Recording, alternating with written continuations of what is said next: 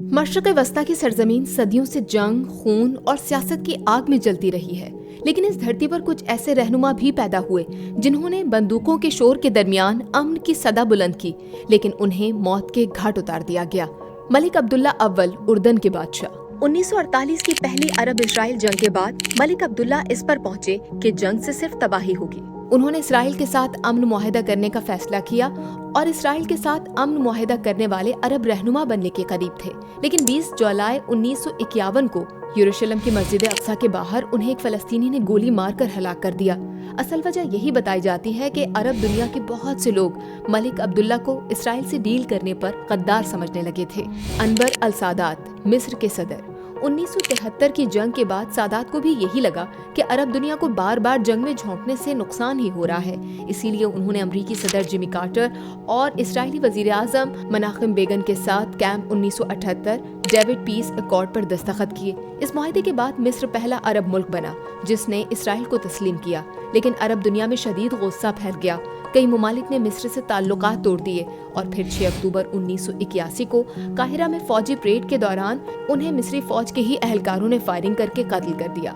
अनवर अल सादात पर इल्जाम आयद किया गया कि उन्होंने फलस्तीन को धोखा देकर इसराइल से सुलह की। इसहाक राबेन, इसराइली वजीर आजम। 1993 में ओस्लो मुआहदा हुआ जिसमें इसहाक राबेन और फलस्तीनी लीडर यासिर अराफात ने अमन कायम करने पर इत्तेफाक किया।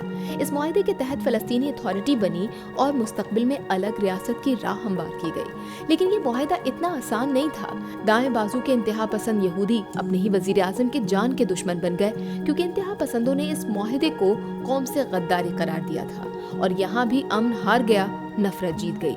4 नवंबर 1995 को तेल अवीव में अमन रैली खत्म करने के बाद यगार उमैर नामी एक यहूदी इंतहा पसंद ने वजीर आजम इसहाक राबेन को गोली मार कर मौत की नींद सुला दिया।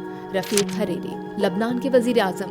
रफीक हरीरी लबनान में खाने जंगी के बाद मुल्क को दोबारा तामीर करने और अमन कायम करने की कोशिशों में लगे हुए थे।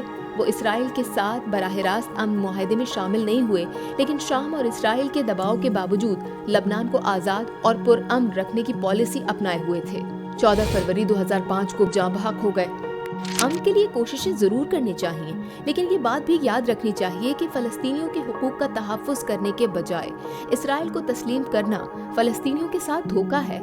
इसराइल आज भी फलस्तीनियों की नस्लकुशी कर रहा है। दुनिया खामोश तमाशा देख रही है। मुज़म्मती बयानात, दिखावों के इजलासों और एहतजाजों से फलस्तीन में कभी अमन कायम नहीं होगा, लेकिन इसका ये मतलब नहीं है कि इसराइल को तस्लीम कर लिया जाए।